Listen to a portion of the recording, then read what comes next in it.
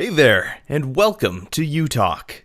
It's a program dedicated to diversity, highlighting native-born and new Canadians' cultures and experiences. I'm your host, Ryan Funk. Merchandise trade between Canada and Brazil totaled $7.7 billion in 2019. With the top Canadian merchandise exports, including fertilizers, machinery and parts, mineral fuels and oils, and aircraft and parts. With so much money involved, there are many that work to establish the connections between businesses in Canada and Brazil. Paola Saad is one of those individuals. A member of the Brazilian community herself, she travels between her office in Toronto and Brazil to establish these partnerships and helps government organizations along the way. So my name is Paola Saad. I have a company. It's called Mandala Group. And with that, we do international business development and trade missions, working mostly with government and small companies. And the other component that we have is we do market research. And the last one, which is my favorite, we do international events. So we do conferences in different part of the world for different clients. It's like a lot of Africa, South America, then Europe, like Canada, US, so different places, which is really my favorite part. It's not what makes money in the company, but international business development and trade missions, it's mostly what we do. And we specialize in something called matchmaking, but it's not love matchmaking, it's company matchmaking or business matchmaking. And so basically, I'm well known to be a good matchmaker for companies and leading to trade missions. So that's my gift. And I also work with a company called BBA, Banking Book Analytics. I'm the chief commercial officer. And that's a startup. 2 years ago, they started. It's very exciting to be able to help a startup as well. And I have a couple of volunteer positions. I past president and executive director for the Brazil Canada Chamber of Commerce and the chair for the program advisory committee for Centennial College for international business. And those are the main ones. Yeah. Mm-hmm. So you keep yourself really busy. Yeah. It's fun. Well, of course, you need something that, sparks your passion and just gives you a drive to want to come into work every day. But that's it. People are like, oh, you do so much. And I'm like, I love everything I do. It's really hard to give up one thing or the other. I'm just happy doing what I do. I get overworked sometimes, obviously, but it's just so nice to think that you're helping a company in moving into a new country and find them the right connections, not only for selling, but setting up companies and just understanding the industry on the ground. And even talking to those companies and understanding their business, because you become the company while you're doing this job, and it's pretty awesome that you can do that. And last year, well, not last year anymore, 2019, I did a lot of extremely interesting projects, traveling a lot around the world, and it's just very exciting. You're exhausted, okay, but it's very exciting. Like we took Cavendish and a couple of other companies, Port St. John and one more to Brazil. And then I'm traveling the whole country with, representing Cavendish with this, with their Latin American person. And okay, we're like one day in each city. And like, okay, we have 5 minutes to go to the beach and have a coconut and take a picture. And then we have to go. Literally, I'm not joking.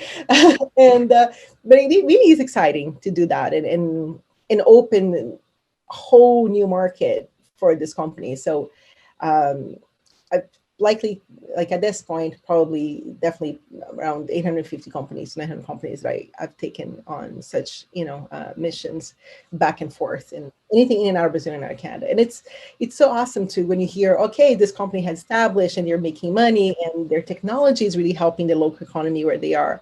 And it's really exciting. Like for me, it's really exciting, like to feel that you're contributing in some way. Yeah, like you said, you really do have a knack for matchmaking in business. What is it that they say? Once you've done a thing 1,000 times, you're considered a master of that craft. Yeah, I guess. So it's like it's pretty cool, and I love people, and I love talking to people and learning about them and learning about the company. So the whole time, it really is an exchange. that's how I feel. I feel it is an exchange more than anything.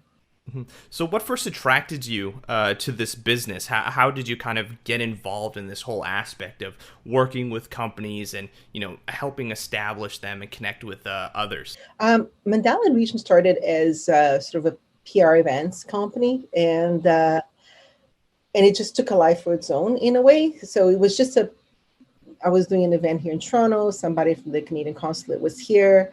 I think it was 2008 when matchmaking wasn't even a thing. And then, some province was going to Brazil. They needed someone to book a couple meetings for these two companies and do like a list for this event because they had this big boat from Canada going to Brazil the first time. So they asked me to do it, and I'm like, okay. And what I found out is that even though I moved out of Brazil like 30 years ago, I moved to Toronto in 1990, I still had a lot of connections. So everything was about 3 phone calls away to find out what I need.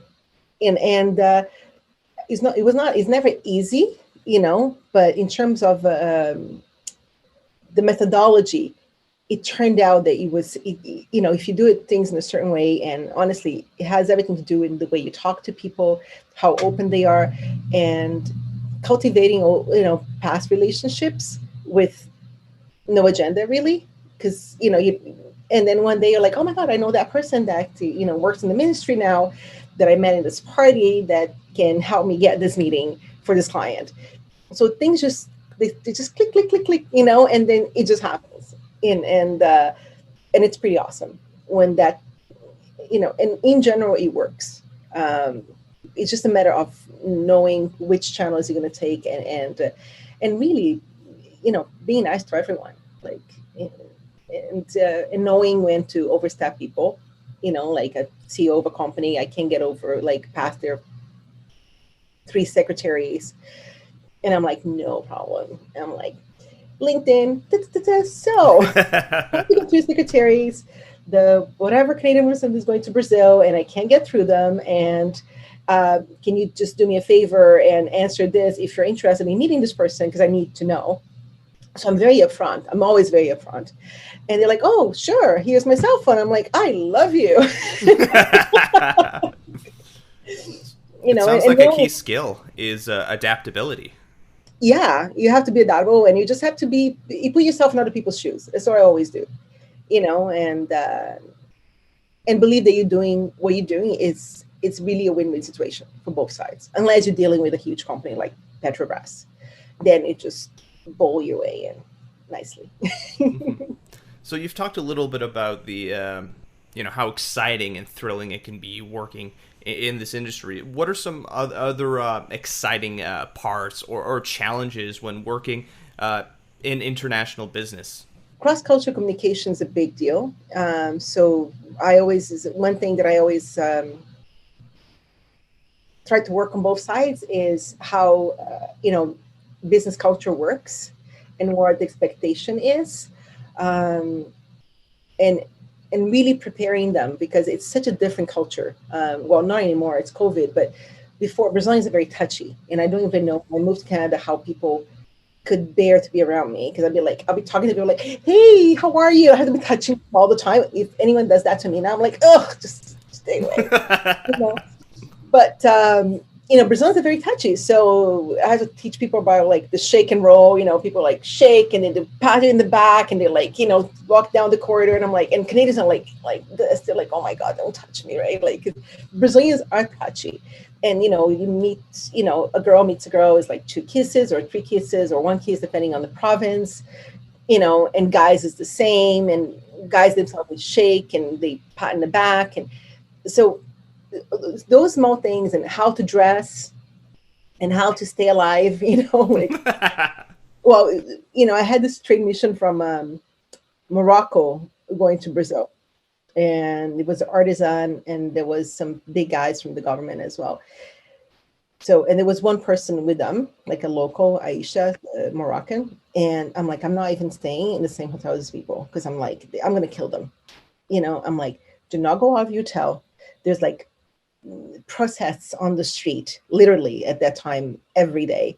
Like, you cannot, don't pull up your phone, don't wear a watch, don't step out of your hotel if possible. Like, I don't want to lose anyone here, especially if they're wearing like the tunic instead of wearing a suit, or just, when they really look like foreigners.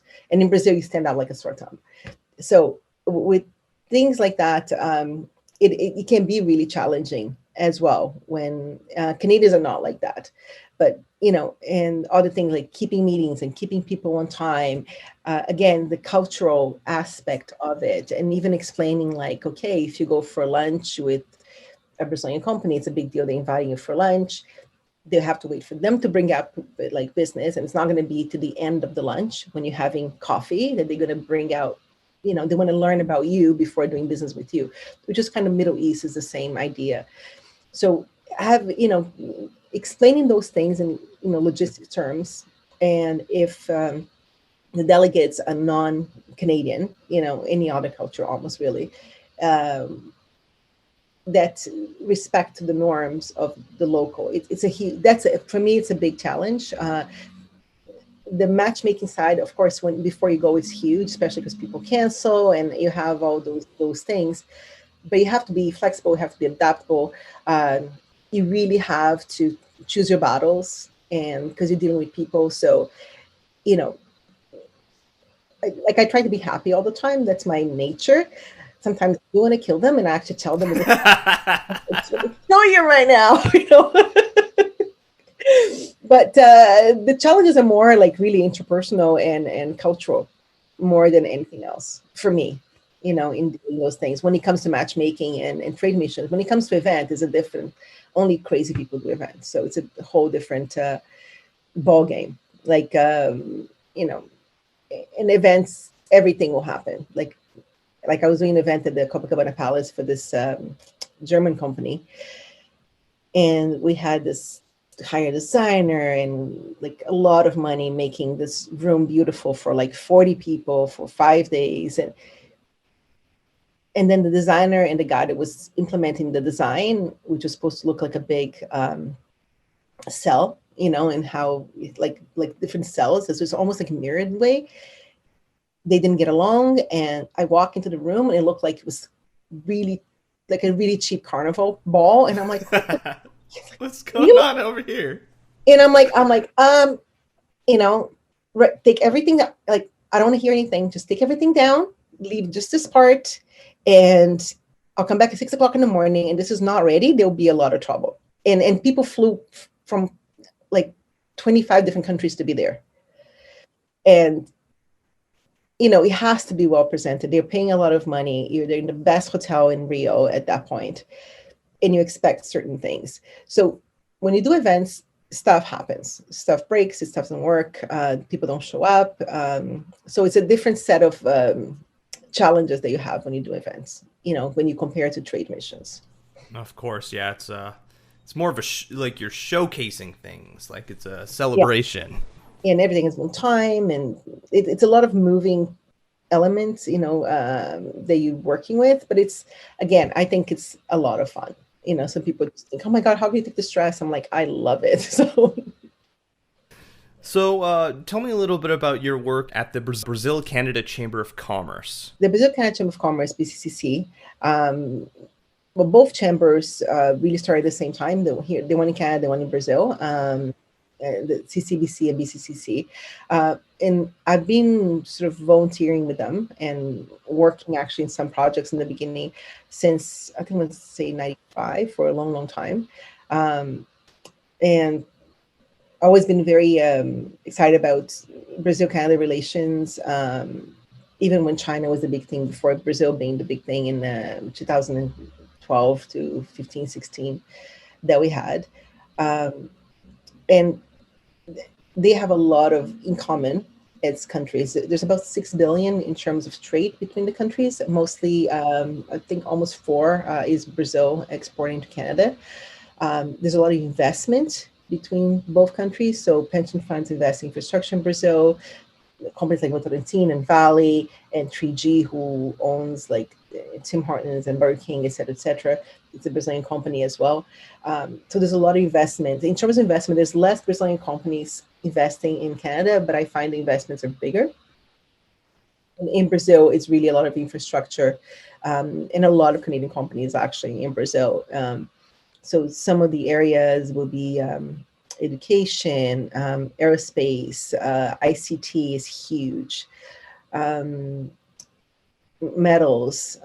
Both countries have really, really developed mining industries on both sides, agriculture, agri-tech.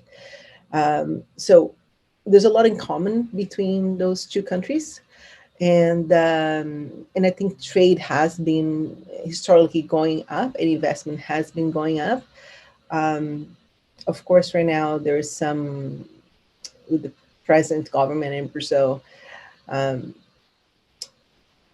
they're doing an excellent job there, but there are concerns, I guess, with the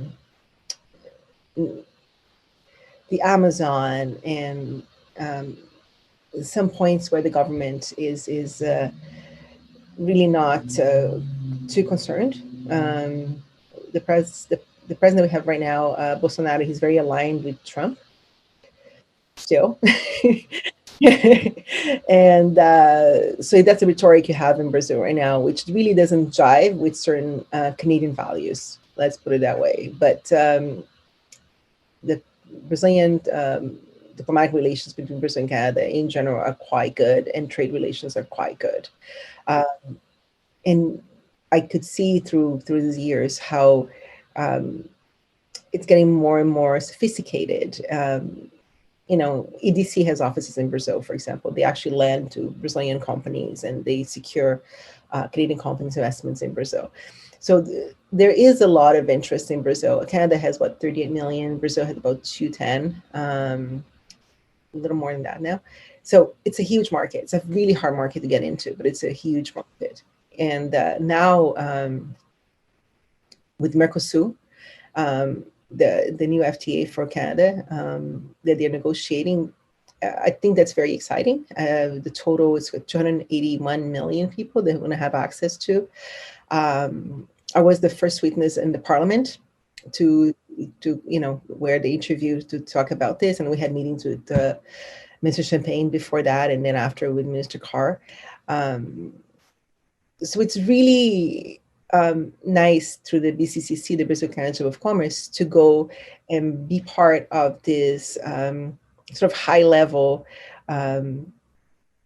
access and view of what is really happening between the two countries. And to facilitate that is very rewarding as well, where we're facilitating, Canadian government and Brazilian government and executives, and in ways that sometimes governments can't do, so somebody from outside can do, but they are like, sometimes they're in a structure that they can't do it. I had this very interesting trade mission once. It was the 4 provinces of Atlantic Canada going to Brazil. So it's called the CAP mission. And it was huge. It had like about 200 people, over 50 companies, plus government. And about 2 weeks before the mission, and it was like super, super stressed because it's like one of the biggest projects I've done. And like was 276 meetings in the end with 7 different cities with the drivers and the translators. And then Brazil finds out that Canada, US, and I think Australia or something we were spying in the Ministry of Mining, which is apparently it happened, and but it came out, and so all the government things stopped. We had this, like, we call it lobster lunch. So we have about 300 people. We have chefs from Canada making this lobster lunch at this fancy hotel to showcase the lobster from Atlantic Canada. That was the first time it was coming into Brazil as food and not live animal. And not one person of the government was there. And at that point, the ambassador had been called in to the Minister of Foreign Relations in Brazil. They canceled whatever celebration. And I'm totally freaking out. And I'm like, oh my God.